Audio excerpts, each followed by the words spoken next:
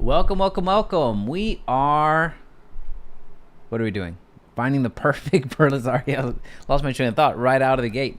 Finding the perfect house, the perfect Burleson house. And we're going to go through so many different elements because oftentimes when you're looking to buy a home, doesn't matter where it is, whether it's it doesn't matter the country, doesn't matter the state, doesn't matter the county, the city, the neighborhood. It can get overwhelming. Where do we start? What should we be doing first? So this is really where the series came to be. So I'm going to show you how to buy or how to find the perfect Burleson house. And we're going to go through so many different things. We're going to be talking about the neighborhoods. We're going to analyze a property together. So look at the numbers that actually are impactful, not just for the sales price perspective, but also they're moving forward, things to consider. So we're going to actually look at a property together, and I'm going to point out a few things to consider if you're in the market in Burleson, because there's a lot of nuances to the area that I want you to be aware of. Burleson is a place that is, I love Burleson for one. I go there every single day. That's where my gym is at. That's where I go to do cryo freezing. That's where my chiropractor is at. That's where I do a lot of healthcare stuff. So you can see I'm kind of broken. Anyway, let's not go into my medical history. That's not important to what we're doing today. But again, what we are doing today is we're finding the perfect Burleson house for sale. And we're going to go into so many different elements. We're going to avoid the confusion. We're going to avoid the overwhelm. But we're going to be very, very thorough in a very cohesive way. Oftentimes, whenever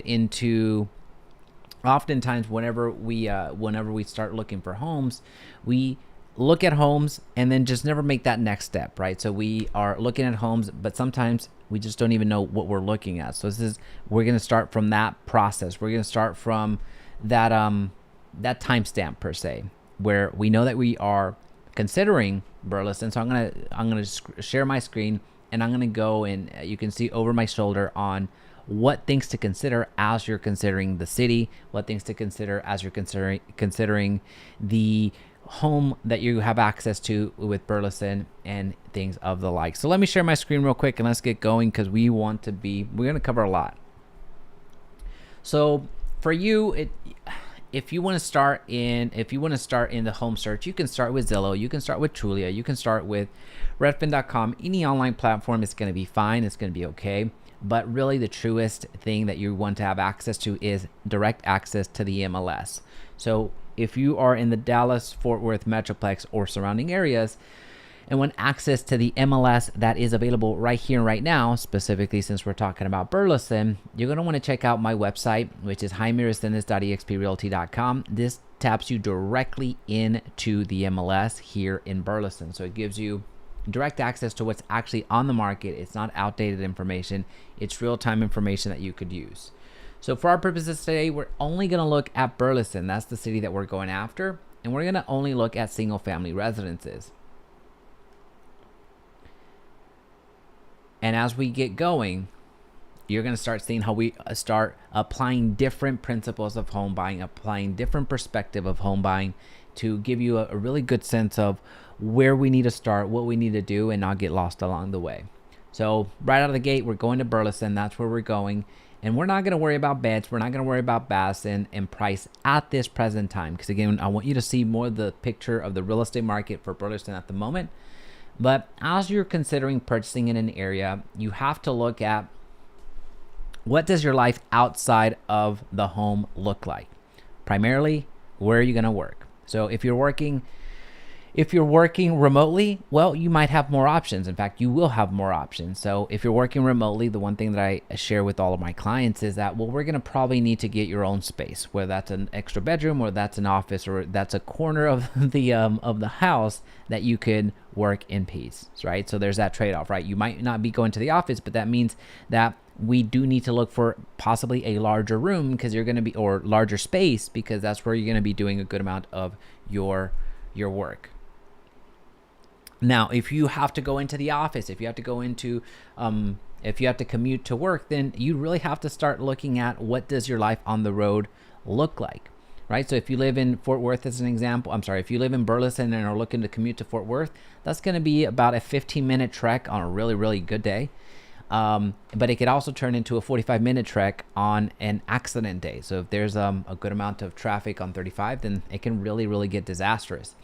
Now, how do I know this? Well, because I'm in Burleson all the time, but also I live in Crowley myself. So I go down 35 frequently. In fact, I was there today. So it's a place where I'm there every single. I experience the traffic. But again, for you, the thing to consider is how often am I going to commute, and how accessible is the rest? How accessible is it to where I'm going, to where Burleson would make sense for me? So that's one thing. Commute is very important.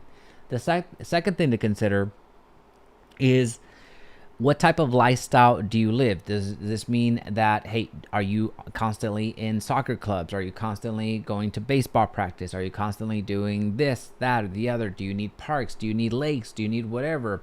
Well, that's going to also dictate where you're going to want to live. So if you're looking for the lake lifestyle, Burleson is probably not going to be the best choice for you, although you do have access to a lake, Benbrook Lake, right down the road, but it's probably not going to be your scene. You're probably going to go over here to Arlington Lake, most likely. But things to consider again: commute, also your lifestyle. What does your lifestyle need to look like, or what is the lifestyle that you're looking to create? Because where you live really directly impacts that. So from a selection of finding the perfect home in Burleson, from finding the perfect area, first you need to decide, is Burleson even the play, right? So that's one thing to consider. Now, second thing we're going to get into is we're going to look at the type of real estate that's available in Burleson. Again, we're trying to find that perfect home, and I'm going to give you different perspective, different things to consider when we're searching for a property. So now that we are fairly confident that Burleson is going to be the play, that's where we're going to go. Let's look at some, in terms of commute, in terms of the quality of lifestyle that we're looking for. Let's see what real estate prices are, because that too is going to dictate and influence quite heavily if Burleson is going to ultimately work well for you.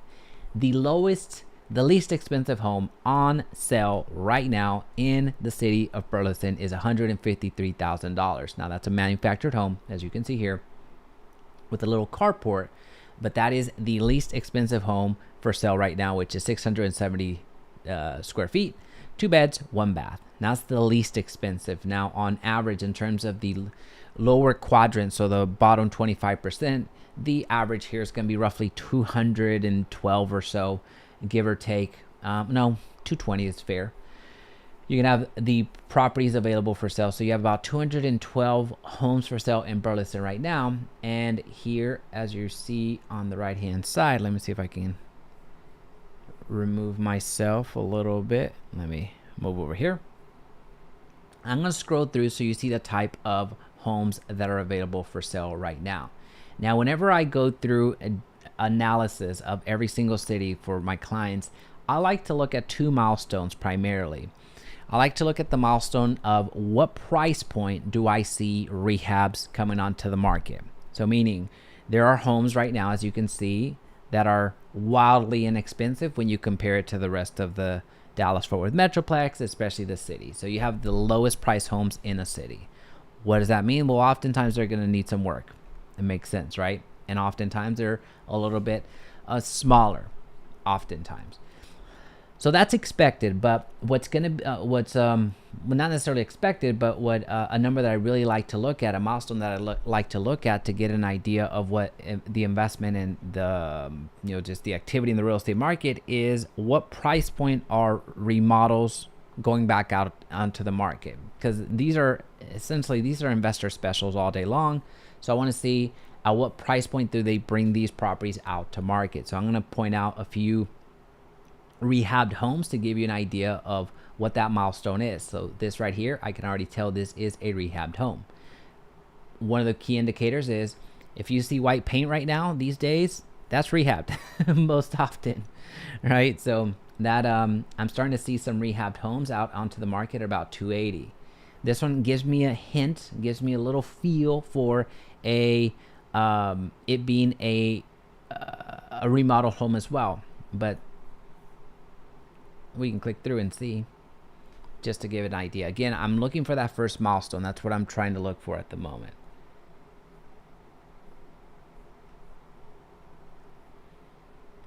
Yeah, it's staged. Yeah. So this is remodeled. So around the $280,000 mark, that's where I'm starting to see some remodeled homes. So seeing the investment that's going into the area, seeing where the investors are putting the property out, and what price point the investors are putting properties out onto the market.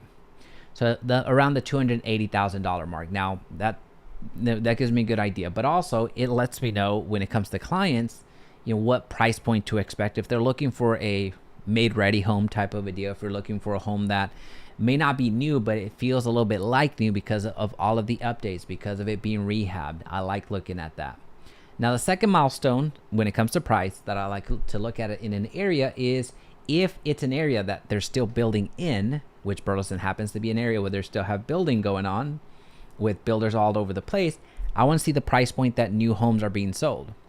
So that's the second milestone. That's the second price point that I like to look at to see if somebody is looking for a new build, where could we place them? So at what price point would we need to be? And you see here around the $350,000 mark, we have that second milestone at least starting to come out. $350,000, 1,700 square feet, 3-bed, 2-bath. So it's a nice looking home that almost feels like if it wasn't for that garage, I would say this is a DR Horton, but most likely it's not. That's a good looking home that it looks pretty darn new. This might be a resale, but looks pretty darn new.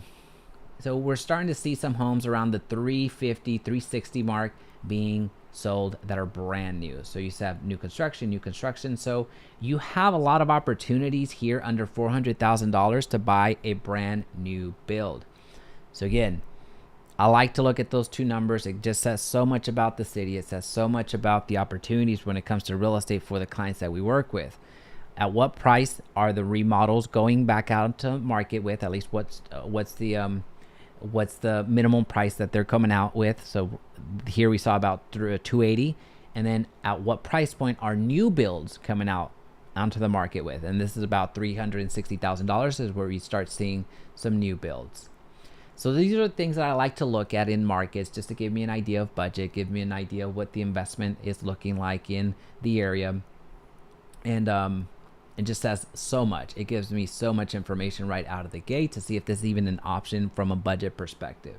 And we're going to do a real life calculation to show you what the monthly payment would be. Now, I do like to go to the extremes as well, just to dream, right? Just to feel alive a little bit. And I like to see what the most expensive homes for sale right now happen to be. And this is $1.6 million over on Elm Hill, which makes a lot of sense knowing the area. 1.8 million, which is cool, which is fantastic. So you see here, there's actually another, looks like the same, that's interesting. It looks like the same property now. Well, this is odd. You have 850 and you have 1.6, and it's the same. That's interesting. All right. And you have some other homes here, a little bit over $1 million. Burleson has a lot of really cool real estate. So this is just to give you an idea of what the real estate prices are like. Now, from a city perspective, before I forget and keep moving forward, I want to share with you just some information about Burleson. We're going to go over, as an overview, we're going to go into just 40,000 square foot. My gosh, 40,000 feet. I'm going to forget that. I'm going to just stop. I'm just going to stop right there. I'm going to stop while I'm behind. Burleson, let's get into some interesting information. You're looking at about a 50,000 population in Burleson. You see that it's had some growth. This was 2022. It has grown consistently and considerably here in the past 2 years. So we're not going to have that information right to date, but you can count on there being over 50,000 folks strong in Burleson. The median age, I like looking at that because it gives you a sense of the type of, maybe not the type of families, but more of the age of the families that are moving into the area. So here, 35 is skews towards the younger side. Well, what does that mean? That most likely the real estate prices, as you're kind of seeing already through the search that we did on the homes, they're a little bit more affordable, right? So if it starts skewing to a higher median age, whether that's a homes that are a little bit more expensive, typically are going to take a little bit longer for you to save enough money. to get to that type of home, to get to that type of real estate. So here 35 is on the lower end when it comes to the median age. So you're looking at a younger population. So typically here you have younger families. Typically here you have more kids, which generally means there's going to be more schools, which means that there's going to be a little bit more emphasis on the child care and things of that nature. These are just logical things that just make sense and something that you've probably already considered. The poverty rate, it is 7.32. It is below the national average, if I am not mistaken. And then the average household income is $87,000. Now, I'm not going to put too much credence on the median property value because that is, since we're talking about 2022, that's miles behind us. That's miles behind us. That's beyond what we already have. It's the real median property value right now is about $370,000 if I had to make an educated guess. But what we are going to do is we're going to go into the housing data, and I want to go through some pretty cool information that gives us some additional context to the type of city that we're going in. So again, some of you might know where Burleson is at. Some of you might have grown up in Burleson, but some of you might be coming in from New York, from Florida, from California, from Oklahoma, from wherever, and you have no earthly idea where Burleson is, what Burleson's background is, what it's known for, what it's not known for. So that is the approach that I'm kind of taking right now. And even you, regardless if you are super well versed in Burleson or are brand new to Burleson, I want to give something here of value to you to take back home for your research if Burleson is in your roadmap to purchase. The home ownership rate, Burleson. So home ownership rate lets you know basically how many owners are there versus how many renters. So essentially how many people that live in the community actually are the owners, right? So you have about 70%. This is a little bit higher than the surrounding cities. Like for Crowley as an example, it's a little bit less than this. There's a, let me rephrase that. So let me give you a better comp. So Burleson has a 70% of the 70% home ownership. Now, if you compare it to a more expensive area, if you compare it to a more what I call destination cities, like South Lakes of the world, the Highland Parks of the world, where you have $800,000 is just to get your foot in the door type of a city. Their home ownership rate there is 98%. It's radically different. So there, you're not going to necessarily see a lot of people renting. You're not going to see a lot of people leasing property there. It's going to be people that own the properties and live within those properties. That again is what I call a destination city. Not because you're going there to vacation, but you are looking for, that's the final level, right? That's where people want to move to. That's where people aspire to, have the career that they're having build up and then ultimately be able to purchase in those types of cities. That's why you would have a 98% plus home ownership rate. Well, Burleson is affordable. It is quite affordable, all things considered. So typically when you see this number go down, I know it's a little bit confusing, but typically when you see this home ownership rate go down, you're usually seeing more affordable homes. You would think that, well, if it's the least expensive homes, you would think that the home ownership rate would be 100. That's not the case here, because oftentimes you're going to find folks that are doing real estate investing. They'll find opportunities from an investing standpoint, purchase the properties, and put them out to rent. So here you have about a 30% population that is renting, which is about the same as the national average. Now, another number that I really like to look at is the average commute time, which kind of feeds back to what we originally thought about, or we originally talked about, which was consider where it is that you're going to commute to. If you are needing to commute to Fort Worth, if you need to commute to Dallas, if you need to commute to north part of the DFW Metroplex, well, you need to have an idea of what that commute is going to look like. So for Fort Worth, on average, it's going to take you about 20 minutes to get to Fort Worth. To Dallas, it's going to take you on average about 55 minutes, assuming normal traffic, not super exaggerated, and also not 3 a.m. in the morning type traffic. And then DFW Metroplex, you're looking at about a 40-minute drive to the DFW Metroplex, assuming normal traffic.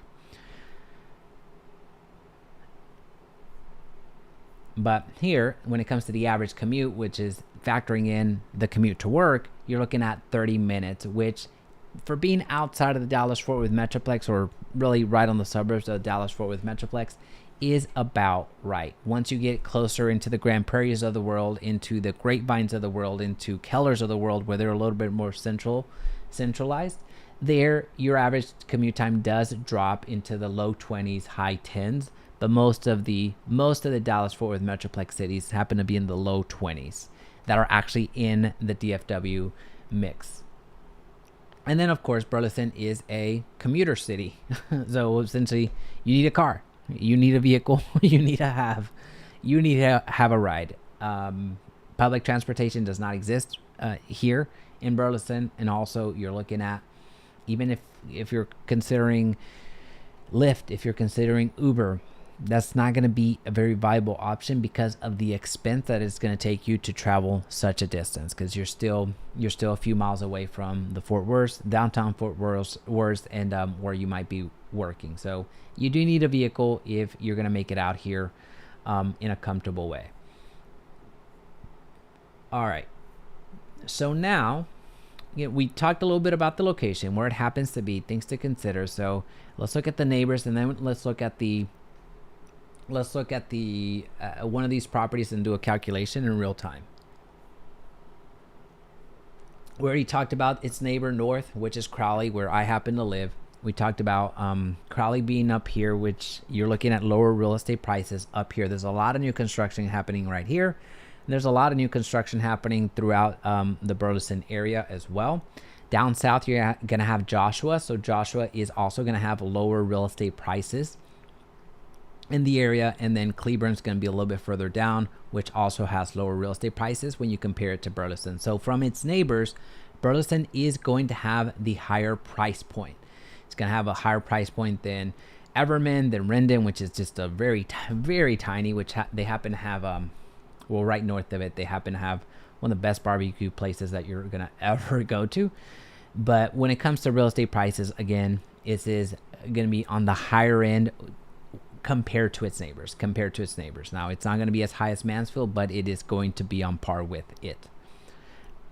But let's go into a property and really break down the numbers and what that's going to look like for us. So let's see what we got over here.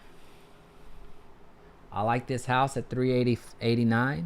Now, if you're here, let me know in the comment section which house we should go with. But we're going to do a real life breakdown of the property. I really like this property. It looks very, very nice. It's a different type of property that I would typically purchase. This is more of the type of property that I would purchase. I really like brick. I enjoy the heck out of brick. It's and the stone, when you throw some stone on there, it's crazy. So let's look at this one. Let's buy this house. Let's look at some numbers that we need to consider. Now, with our breakdowns, again, the goal here is to give you different perspective, give you a different eye that you might not have considered. And when you're looking and starting your real estate, starting your real estate journey, it might get overwhelming. What should I look for? What elements? What's important? Well, that's what this series was designed to do. How to find the perfect house for sale in Burleson. That's it. How to find the perfect house for sale in Burleson. And this is part of that analysis. So we're gonna look at the properties. So what I'm seeing here, just from having seen this in the past 8 seconds that you saw it, I like the brick. I like the stonework. It looks like its landscaping has been well maintained. You have a tree that basically lets me know this property was built. I don't know. This property was built high 210s. So basically 2018 or so, I'm going to guess, is when this property was built based off of the tree. I could be way off, but probably won't be. So 218 is going to be my final guess. All right, so we have the entrance right here. I'm looking and I'm seeing the windows. I see that it has gutters as well. That's all. Well, it has gutters in certain areas. So I see the gutters here. It doesn't have, well, maybe it has gutters throughout, but that's something to look at. I like the fact that it's already looking like a pretty well maintained home. The granite is original, the appliances are original, so yeah, I'm not going to be too far off from the age. The ceilings are a little bit higher than it's normal for this type of newer construction. That's so I'm not going to even call those out. I just like the ceiling height. That'll be good. I like this opening from the kitchen into what appears to be the living room right there, and that over here appears to be a gate to the or a door to the backyard. I do like the island. It's not large, but I do like that the island exists. It looks like they added a fridge later on, so they have a larger fridge than was probably originally in the property when it was first built. So you have some pretty much standard shelves or cabinets or whatever you want to call them. Okay. So we have, where are we? The flooring. This is not hardwood, it's laminate tile, vinyl tile. Oh, every time I press forward it gives me that. Maybe if I just click here. Okay. And so there's no tub to speak of. This appears to be the, is this a primary? Yeah, this is a primary because it has two sinks. So these are original faucets. So you have a standing shower, which I'm not mad at. That's okay. Now notice that the counter here is not granite or anything, to write home about, which is fine. Higher ceiling. Now, what is something that you're going to start seeing is, so this is the entrance, and then you're gonna have a little office over here. Something that you're seeing is the trim over here is nice, but as far as the walls, that is going to feel a little bit dated because of what appears to be some faux finish or something that is, yeah, that appears to be a little bit of faux finish. Oh, I can't go back. Okay. It looks very well maintained. For the size of this home, looks like a pretty good sized lot. Might be a fifth of an acre. A good sized lot right here. You have a little storage area. Now it does slope a little bit.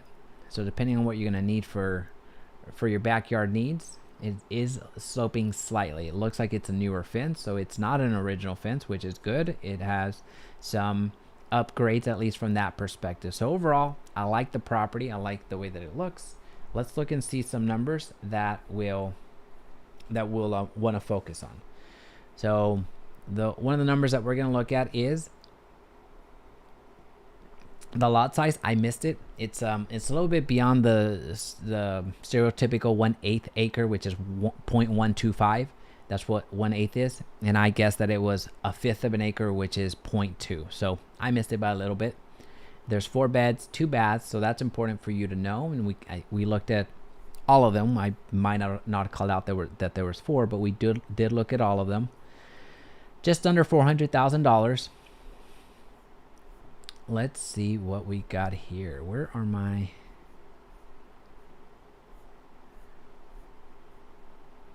All right. So I missed the year. It's 2013. I guess 2018. Okay, so that tree up front must be stunted because that's the only thing that I used as the indicator for the year that this was built. So of course you're going to be in Burleson ISD. This is a home that's right in the thick of things. Single level. They did not include a number that I wanted to show y'all, which is fine. We're gonna calculate it anyway. But the number that I really wanted to show y'all was property taxes. So property taxes are a real deal, a real thing here in the Dallas-Fort Worth Metroplex. So we need to know how to calculate them. And it's not wrong that they didn't include that. It's if they have that information, they're going to include it. If they don't, they're not going to. They being the listing agent. So that's okay. I'm not calling that feature out. The other thing to consider is this part of an HOA? Is there a homeowners association? And it looks like there is none. So from the ongoing expenses beyond the mortgage, which I'm going to show you how to calculate, the ongoing expenses that I look at are property taxes, I'm going to show you how to calculate those for this particular home right now, and also what HOA fee am I working with. So here, since there's no HOA, you're not working with an additional fee every single year. And to give you an idea of HOAs in Burleson, you're looking from $300 to $500 is a reasonable HOA fee per year in Burleson. So that's what you're looking at. It's not going to be egregious, but it's also not going to be zero. Just be mindful of that if there is an HOA. So in this particular case, there's not one. Now, since we did not get the property taxes calculated for us, fear not, because we were going to need to rework them anyway, because the property taxes that the homeowner has in this particular property is going to be different than what you get for several reasons. They might have a homestead exemption that you may or may not be able to access. Let me rephrase that. You will have access to the homeowner's homestead exemption if you live in the property, but if you're buying this as an example, if you're buying it as an investment, then you're not going to be able to apply a homestead exemption, so you're not going to be able to pay less than property taxes from that angle. The homeowner might also have applied a VA exemption or a disability exemption, a 65 plus exemption. There's several exemptions that allow the homeowners to reduce their property taxes, which you may or may not have access to depending on your specific situation. So what we're going to do now is we are going to go to Google and we're going to look for the property tax rate. So here you see that the property tax rate in Burleson, according to this, is 1.25%. Now, do I believe that? No. Now, why do I say that? Well, I'll show you where I go to get my numbers. So keep in mind, the reason that I go through, we're going to spend about 10 minutes here just to kind of brace you. Property taxes are taxes that you're paying on the property that you own for as long as you own it. So you're paying property taxes for as long as you're owning the property. The second thing to consider about property taxes is they're generally on the higher end. You're paying more. They're generally on the higher end when you compare it to the rest of the rest of the country. Texas has the 6th highest property tax rate in the country, so just be mindful of that. And the third thing to consider when it comes to property taxes is it's not just one singular number.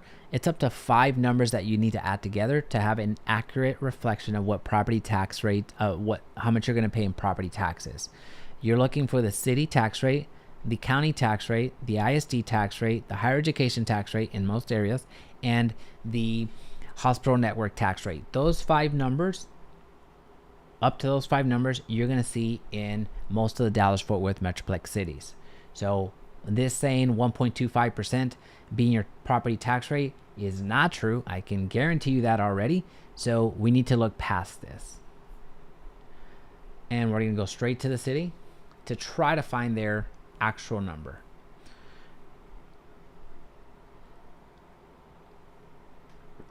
All right, so let's do a quick recap. We need up to 5 numbers.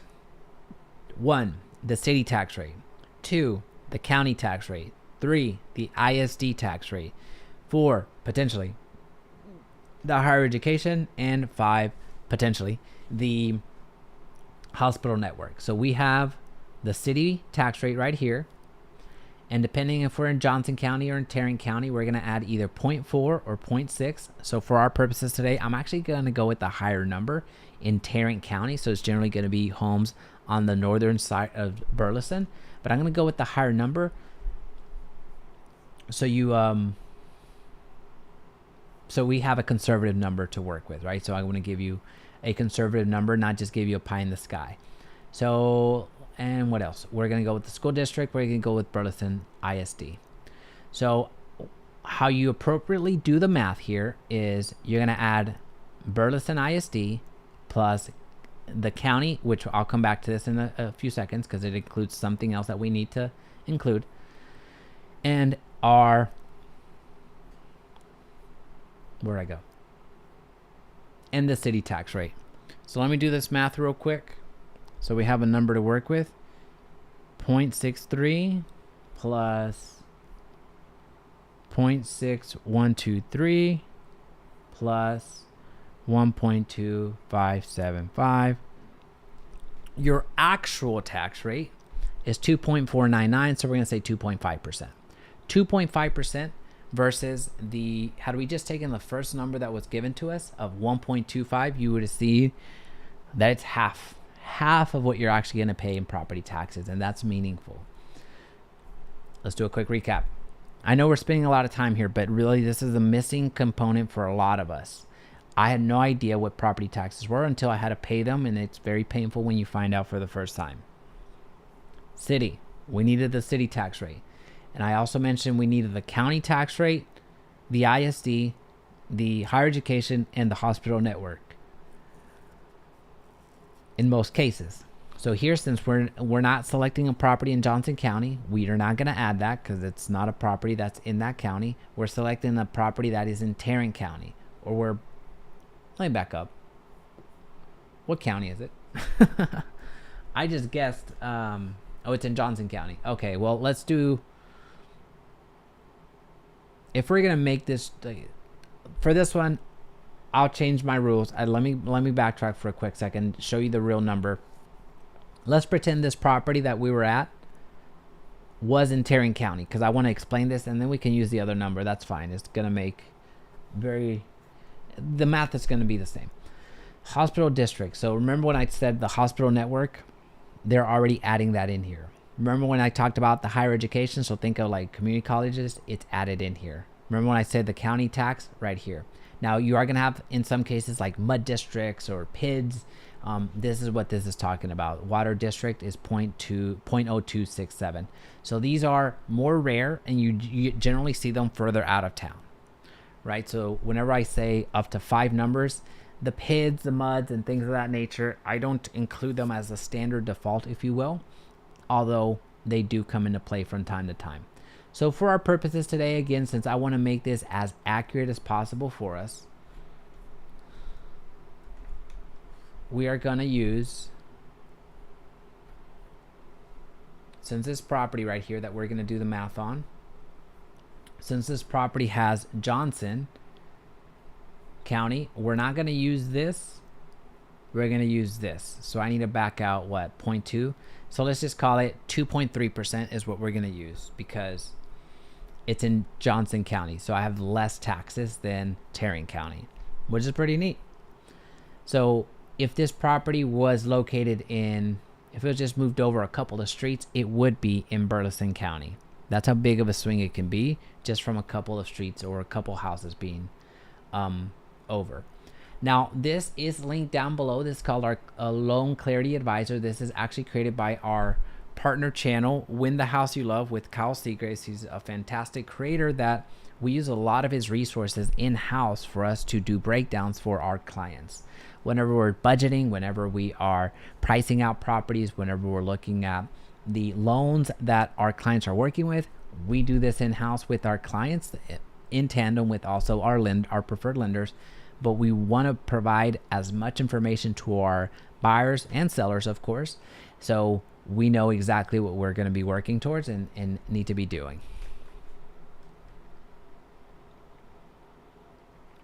All that to say, this is linked down below where you can just go directly to the winthehouseyoulove.com and get access to this particular tool as well.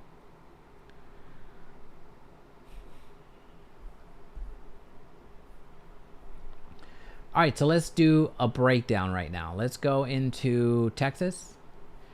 The property value is what, 394. So we're gonna say it's 394. That's the value of the home right now. Our property taxes, it's not gonna be exact, so we're gonna estimate here. We're gonna go with 2.25. That is our property taxes. So you saw where to go to get this real-time information, depending on the county, depending on a lot of different things. But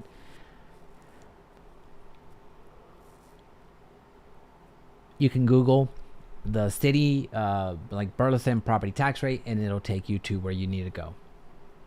So for our property taxes, we're saying property taxes is going to be 2.25%. We're also looking at the home insurance. This is an estimate. We do 0.75%, which is a reasonable estimate as to what your premium is going to be. HOA, there is no HOA, but you could add it here depending on what it happens to be. But for our purposes today, since there's not one, and even if we added it, it's going to be pretty conservative. We're just not going to worry too much about it in our calculation. What we are going to worry about is the different scenario options or the different loan types. So I'm going to add 3 different scenarios, 3 distinct scenarios to give you an idea of what the monthly payment's going to be like, what you're ultimately going to pay for with lifetime of the loan, so you have an idea of what that looks like. So for our purposes today, we're going to start off with a conventional loan of 5%. Now, you can, if you're a first-time homeowner, you can have access to, you can, as in CAN, you are able to have access to a conventional loan for as little as 3% down. Let me say that one more time. If you are a first-time home buyer, you have access to get into a conventional loan for minimum 3% down. Now, so just want to make sure that we have that clear. We're going to, for our purposes today, we're actually going to go with 5% because most of our clients end up going with 5% rather than the minimum anyway. So I just want to give you that math. So on a property of this value of $394, the down payment is going to be nearly $20,000. FHA, the minimum down payment in an FHA loan is 3.5%. So what we're going to do here is we're also going to do 5% down just to give you apples to apples comparison from a down payment perspective. So we're going to use 5 here. Now, USDA loan, VA loans, this calculator, this tool will do those as well. But what we're going to do is we're going to go back to the conventional well, and we're going to put 20% down because that's where a lot of us buyers want to be, or a lot of our clients end up wanting to, aspire to at a 20% down to avoid what's called mortgage insurance. You're going to see that at play here. So I'm giving us 3 scenarios: conventional at 5% down, FHA at 5% down, and then conventional at 20% down. So you see the math behind it. When it comes to the down payment, that's going to be a huge difference. Within a conventional loan, you're looking at almost $20,000. Same thing with FHA because it's 5% down. But if you're trying to do 20% down on the value of a $394,000 property, that's almost $80,000. Not all of us have that amount of income to put into a home. And I don't blame you, but some of us do. So we're going to do that calculation just to give us an understanding what that means from a finance perspective. Interest rate, Lord, I wish I'm going to pray it into being right now that we had these interest rates, but we don't. We do not have 3%. Those don't exist right now. So what we're going to have to do is we're going to go to mortgage interest rates today to give us an approximate of what that looks like. Now, here as of late, here since this past weekend or this Friday, we did have a significant drop in in mortgage rates. So unfortunately, this particular estimate is not going to factor that in, but this will at least give us a good starting point. So I'm giving us a $400,000 loan, 5% down, Texas at a reasonable credit score. So this is not an 800 credit score. This is also not a 400 credit score. This is somewhere in the middle. So right now, a 30-year fixed, roughly, again, this is a little bit on the higher end because the actual mortgage rates are not being affected here, or are not being factored in here because this is still a few months back. We're going to say it's 7.35%. So we're going to say this is 7.35, 7.35, 7.35. This is an estimate. Again, this is going to change depending on when you happen to watch this video. The math is going to be, although the numbers are going to be different, the way to go about this is going to stay the same. So we're going to apply that interest rate to all of them. Now, truth be told, if you put more money down, you're going to have a less interest rate. Truth be told. But right now we're just trying to keep as many apples to apples comparison, and I'm trying to keep as much of the things as possible similar so we can actually have something to compare. At any point, if you have any questions, please feel free to drop them in the chat. And as always, if you're finding value in this video, go ahead and smash that like button. That's going to help distribute this video out a little bit further so more and more people can benefit from this information. Points. What are points? Well, you have the ability of buying down the interest rate whenever you purchase a home. Buying down the interest rate basically takes the interest rate that gets applied to you and lowers it. Now, that requires money. That means that you're going to have to come to the closing table with a bit more money. This is what's called buying down points. So buying points, which would take a 7.35% to, if you're buying at 1 point, you're looking at probably dropping it down to close to the 7. So close to the 7% mark. Now, a point is generally 1% of the loan amount. So if it's as far as cost. So if you borrow $380,000 as an example, then you're looking at about $3,800 to buy down a point, which would be, again, it'll get you close to 7% here. We're not going to factor that in here with any of these. We're not going to buy any points because that would be too much for what we're trying to accomplish in our call today or in our video today. But know that if you are buying down points and you have different lenders at play, you just plug in their numbers in here so you can compare what the actual numbers are. Lender fees, again, once you get a breakdown from your lender, you're able to plug this in here and compare apples to apples exactly. That way you're not losing out on anything whenever you get quoted from Rocket Mortgage over here, from Cross Country over here, from Chase over here. You're able to make that comparison instantly. Now, monthly mortgage, so monthly MI is being automatically calculated at a rate of 0.5%. Remember when I said that if we don't put 20% down, at least 20% down, we're paying mortgage insurance? This is what that means. Now, a big distinction between MI on conventional loans and FHA loans is this. If we get a conventional loan, the mortgage interest rate that we get and that we're paying every single month eventually goes away once we get to 20% down. So as we're making payments, you're going to see the break even here shortly. Once we get to 20% equity in that property, the mortgage insurance goes away. Now, if we have an FHA loan and we're making payments along the way, as always, the mortgage insurance does not go away. You're paying mortgage insurance forever until you pay off that loan. Now, you can also factor in if you're going to be making some extra payments to the principal, or if once you get your taxes done, or once you get a bonus, or whatever the case may be, you can also factor that into these loans, right? We're not going to do that because, again, that's beyond the plot of what we're trying to do right now, but this tool will help you break all of these numbers down. You don't have to create your own spreadsheet. You don't have to do any of that. This is here for you. Lowest cost loan at the end of 10 years. So this gives you the breakdown of what it would actually cost you in terms of money to do a conventional versus an FHA versus a conventional at 20% down.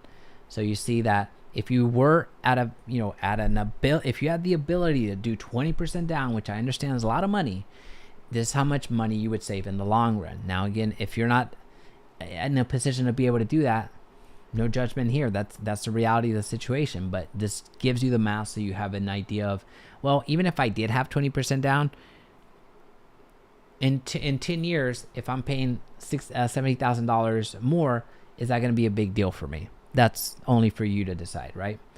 But here, if we go like for the full 30 years, the full life of the loan, well, if you were to go down the 20% route, you're paying $141,000 less. Now, if you look at what that ultimately means for you in terms of payments through the life of the loan, once you finish that off, this $394,000 property, you ended up paying $608,000 once you factor in all the other expenses or all the other the interest, property taxes, and everything else.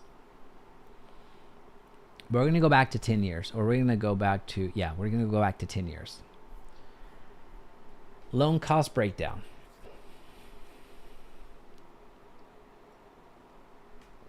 After 10 years, the reason I like to stay within 10 years is because on average, you're not going to stay in your home past 10 years. On average, the average home buyer will be in that home or homeowner will be in that home for about 8 years before they move on to another home. So it's not like, so 10 years is a good number for us to kind of start making some financial decisions around, because that happens to be a little bit on the average of essentially how long somebody stays in that home. So here's what the loan cost breakdown would be after the 10 years. So within the 10-year mark, finance mortgage insurance. This applies to FHA. So FHA, this is finance mortgage insurance, which I believe is 1.75%. I was writing down these notes. 1.75%, which is essentially a fee. You're going to be paying for this. It's going to be financed, but you're paying this come heck or high water, this $6,500. It's not something that you come to the closing table with. It's something that's going to be financed along the way, but you are paying for that because if it's an FHA loan. Monthly mortgage insurance. Remember we talked about that you're paying monthly mortgage insurance since you didn't put 20% down. Well, that applies to you doing 5% down and FHA for sure. Conventional, that doesn't apply to you because you are not paying mortgage insurance on this, which is just to give you an idea, mortgage insurance is basically a insurance that the lender puts out on you that in the event that you default, they're getting their money back a little bit quicker. So essentially they're collecting an additional income through this mortgage insurance. Limit their downside. Better way of saying that is that they limit their downside by having monthly mortgage insurance on you and you paying for it. So it's a way for them to make their money a little bit faster, even if you default. Interest. This is how much you would be paying in interest. And then ultimately here you have the difference. Again, this is after 10 years. Now, if you go and move out to the 30 years, then it's going to be significantly different.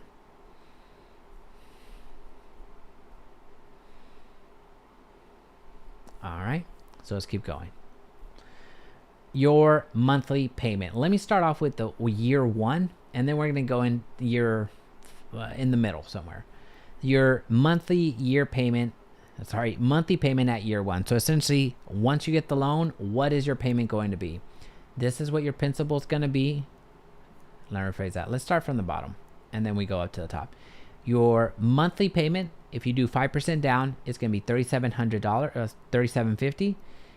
If you were to do 20% down, you're looking at about $3,150.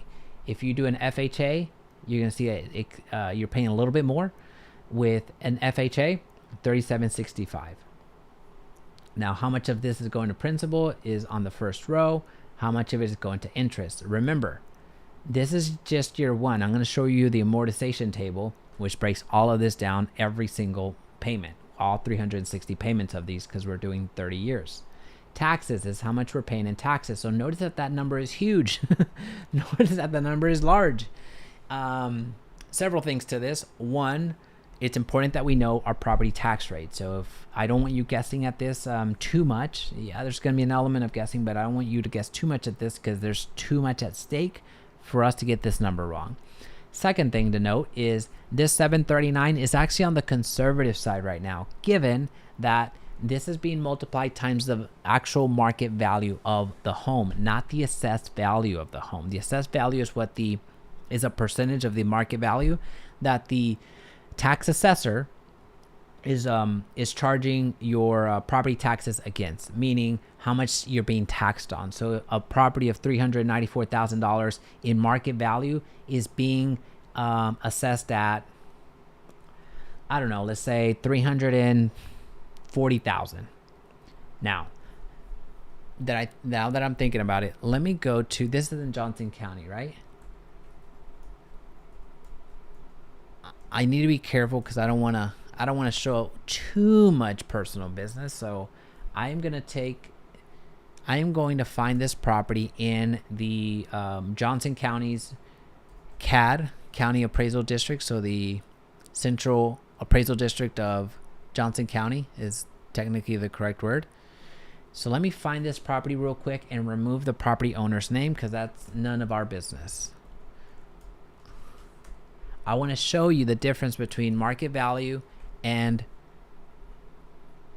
assessed value.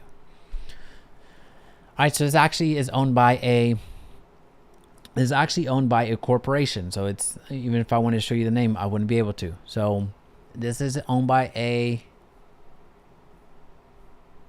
corporation, which means most likely it's being used as a rental, which also means that the assessed value is probably going to be a little bit higher because they're not able to apply a homestead exemption. They're not able to do a few other things that will lower their interest rate. Their property taxes. So if this house is being sold for $394,000, let me go over here real quick and find.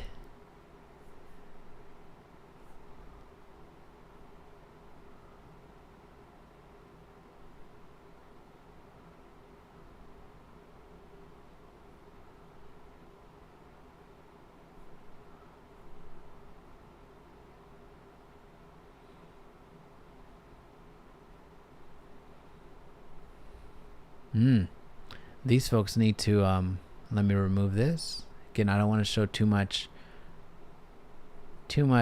personal data. So you can find this, but I mean, I'd much rather you find it than me broadcasting it on live stream. Here we go. These folks need to do a little bit better job at protesting property taxes, because they're actually paying more than what they realistically could be paying. So notice that they have the property for sale at $394, and they're being tax assessed at $387. I guess that it was, you're gonna need to go back and see what I guessed. I think it was like $350 is what I said, or something like that. So this seems a little bit high in terms of how much assessed value they have on it. So how much they're getting assessed versus their actual market value. So the market value of this home is $394. At least that's what they're trying to sell it for. And they're paying almost as much in assessed value. So whoever purchases this home, immediately, number one, get your homestead exemption applied to it, so it drops the assessed value, or essentially the value that you're being taxed against. And also start protesting your property taxes every single year. Protest your property taxes, which essentially is you protesting the assessed value of the home. Now, the biggest swing, as you see here, is in the land that they added $30,000. So it's not even that the improvement itself, that the improvement is what they call it, the structure of the home changed. In fact, it was the same. The land is what they upped considerably here in the past year, basically. So they've lost their chance to. Let me rephrase that. They might have protested. I want to give them credit. They might have protested, and that won't really necessarily be reflected on the roll value here. But word to the wise, if your assessed value is this high, you for sure, especially on this property, you want to reduce it as much as possible. Get your homestead exemption applied as quickly as you can, which is free. It's something that you can do.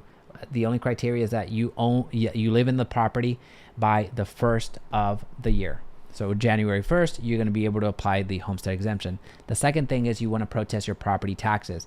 You have until May or so. They're going to give you an assessed value or a notice, I think around March or April. I forget exactly the month.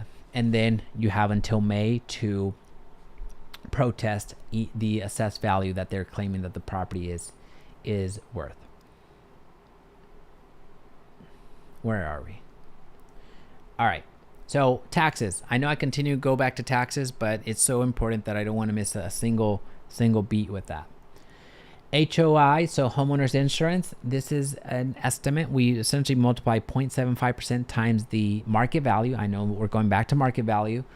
And this is roughly our monthly premium is going to be about $245. Our mortgage insurance, again, this is month one. This is first payment, $187. HOA, we didn't factor that in. Extra payment, we didn't factor that in. So I want you to keep this number in mind, and I also want you to keep this number in mind before we move on. So $37.50 we'll call it, and $37.63. After year, let's see what happens in year 10. This is a little bit less.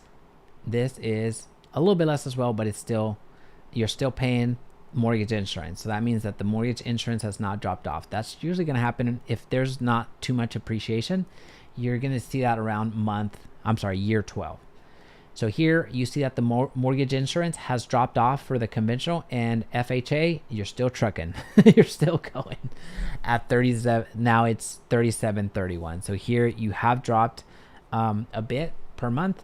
And then over here, conventional, true and steady, 31.55. That's going to be something that just is hasn't been changed too much. Now, what is going to change? These numbers will change given the property taxes and everything that we're going to factor in here in a little bit. But when it comes to the conventional loan, when it comes to the loan payments, this is what it looks like after year 14. Now you can also add some utilities and maintenance and start estimating there. So you see, once we click here, it adds these fields. So if you want to see the true cost of home ownership, you want to add that in. Now you get to play around with this and see your equity rise and play into the future. So that's going to be pretty motivating. So we're not going to spend too much time there. I just want to show you the details here when it comes to the down payment versus how much you're ultimately borrowing. The important thing here is when MI, so mortgage insurance, falls off. So after 11 years, it falls off. Over here, it never falls off. And then over here, there's no MI. So this one gives you just some additional loan details so you see how the calculations were made. Now, one of the big decisions that you're going to have whenever you're a homeowner is, well, when do I sell? Well, you get to decide when is the appropriate time. So let's just say in year 10, factoring in a 4%, a very achievable 4% appreciation rate per year of 4%, the cost to sell depends on how much you pay agent commissions and also what it costs you to get your home ready to sell. We're just going to factor in 6% to sell that home. Tax increase per year. So property taxes that are going to increase year over year. As you saw there was a big jump, but we're factoring in a 2% increase in property taxes that you would be paying per year.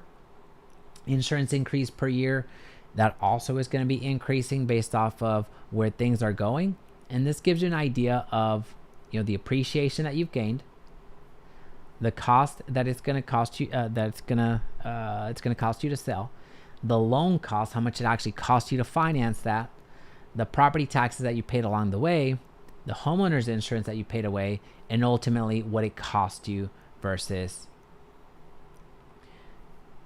the actual cost right here of $255 versus $193,000. So that means it cost you this amount in ownership, if you will, versus if you're paying the rental, you get to see, well, if I buy, I know this is going to cost me $193,000, but if I don't buy, well, my rental payment is going to be, let's call it this, and there's going to be an increase of a certain amount per year. Ultimately, in 10 years, this is what it's going to cost me. So then to the best of our abilities, we've done a comparison of what it's going to cost you to own versus what it would cost you to rent.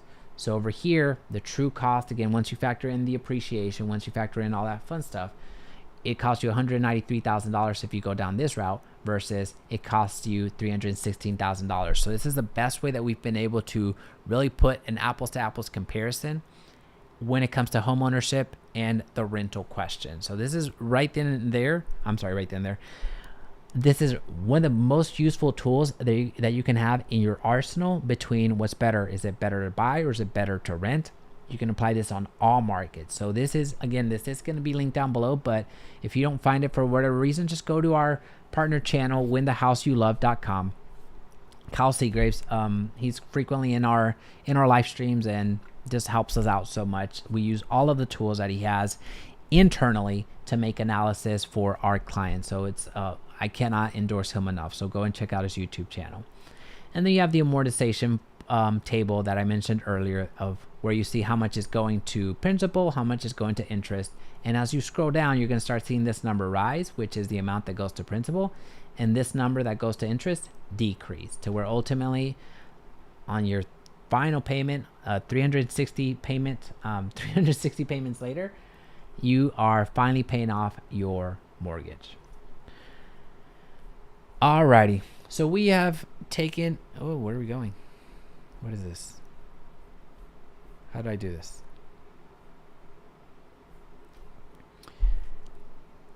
This is a strategy that I would encourage you, if you're looking to purchase a home in Burleson. This is a strategy that I would share with any one of our clients. This is in fact part of our discovery call that we have with clients. We look at the area, where are you going to work and where are you going to play, basically. Because living, that's the house in and of itself. That's really, for my money, it's the easiest part.